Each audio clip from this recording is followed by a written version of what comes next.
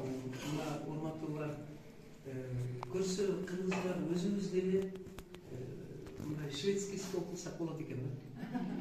Жакшы дасторкон четиде. Көбүнчө ал семинарларга кызыкканыбыз столу менен гостиницасы. Ал семинарларга. Эми алар деле жаман эмес. Бар болгонуга шүгүр. Бирок келгиле алар менен параллельно өзүбүздү табайык, өзүбүздөн чыккандарды колдойлу, өзүбүздүн идеяларды колдойлу, өзүбүздүн Назгүлдөй, Элмирадай, анан мына күлгөнү мага жаккан эжекейдей ушул эмелерди колдойлу. Экинчи бири адамдар жакшы сапаттардын көп, эмгекчил, башка сапаттар менен биргеликте сырткы маңайына дагы адам берип коет экен да. Мына ушул агайдын мындай тиктегени күлгөнү кулугундай да. Көргөнү ушундай добротой дейт да. Мунусу экөө да түз бириксе жол болот деп жамбашып отурбаганы караң. Журналистиңер дагы тиктесем эле күлүп атам да. Мынау кызыңардын күлгөнү дүйнөдө эң катта сулуулуктун бири. Караңгы кандай от уши күлөт.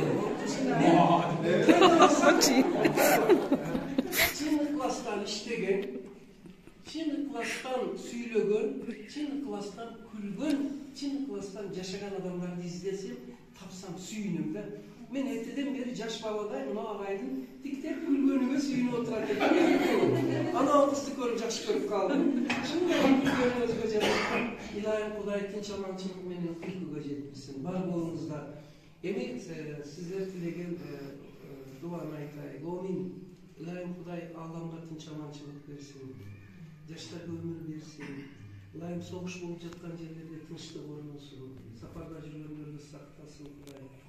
Адилетсиз түрмөдө отургандар азаттыкка жетсин.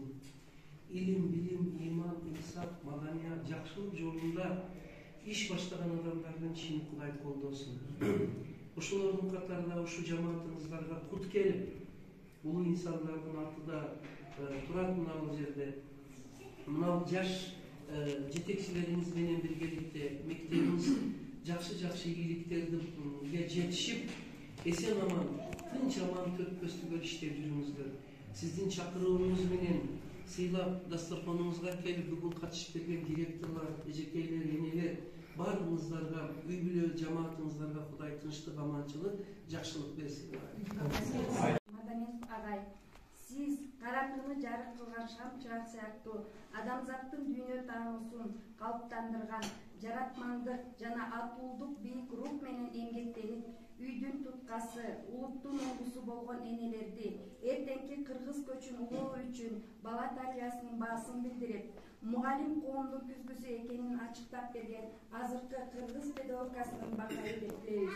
Сизге чын ден соолук, чыгармачылык, күчүрмөн кайрат, жаратмандык каалайбыз. Бар болуңуз кыргыз элинин мыкты улуу устаз.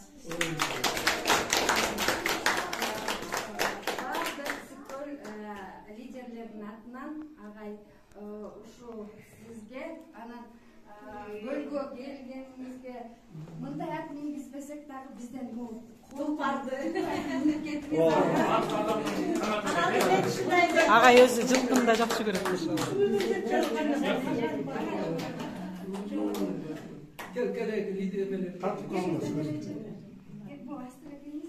Şunu çırkapçı Nazgül aytkanda çırkapçı жасата калдым да, жазбай калдым. Бизде тоңдо жасайт да жашы. 2-3 тактам. Сонун ат экен. Жердесинен келген. Масман бучат берсиз. Мен атты жакшы көрүшүмдү жакшы билип алганда, көпчүлүк мына ат демек болот. Таластан. Канады да агай. Анан эми биз тирүү болбосок, эми Кудай насип кылса, келечекте тирүүсүн жүктөп барып подарка кылып беребиз. Азырынча ушуну билип кетиңиз.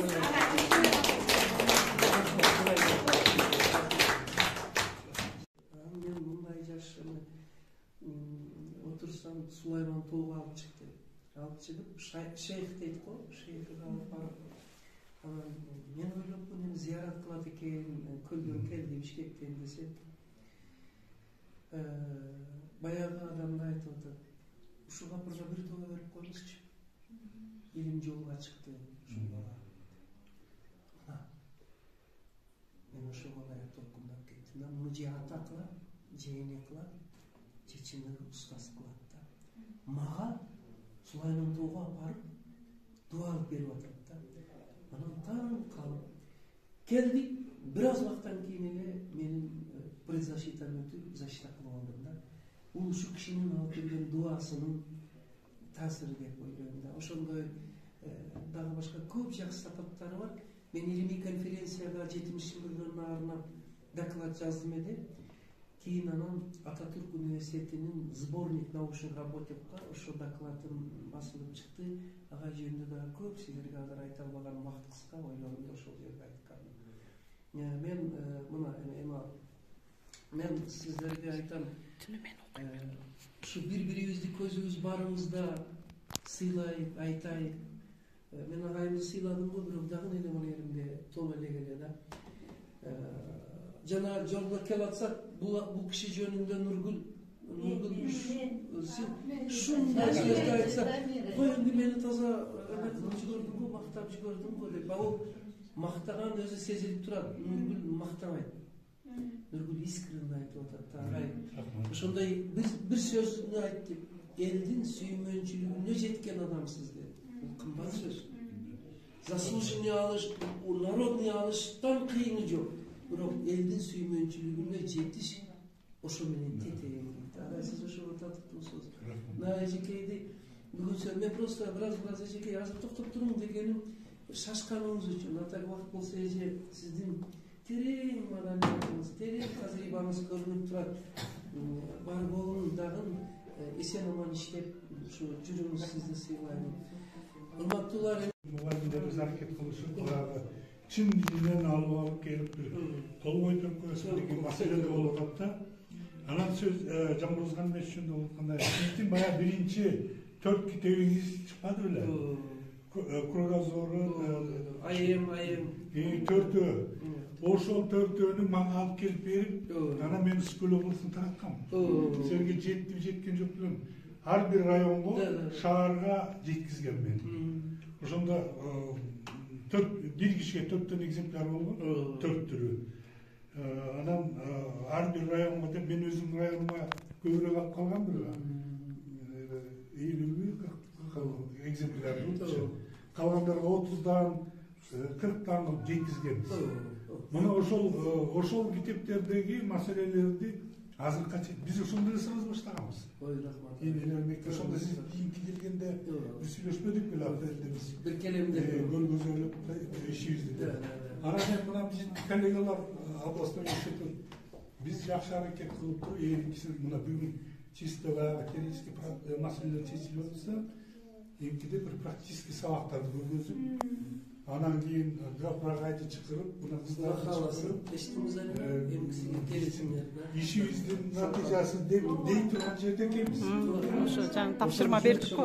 Мен өзүм мисалы үчүн өзүм районум менен маселелерди чечип беребиз. Сиздерге аманат да. Сиздерге чоң рахмат. Бул бүгүнкү мындай баарлашууга чисто практический иштерди айтып бериш. Чындыгында эле өзүңүздөр айткандай жана китеп презентациясы кылганда китепти коюп туруп, муну мындай жазган, муну мындай алган, буга спонсор болгон деп эле коет эмес. Бизде азыр аябай жакшы ар бир маселесине токтолгонду. Эртеңки күнү биздин мугалимдерге да барып айта турган сөзүбүз чоң болду да.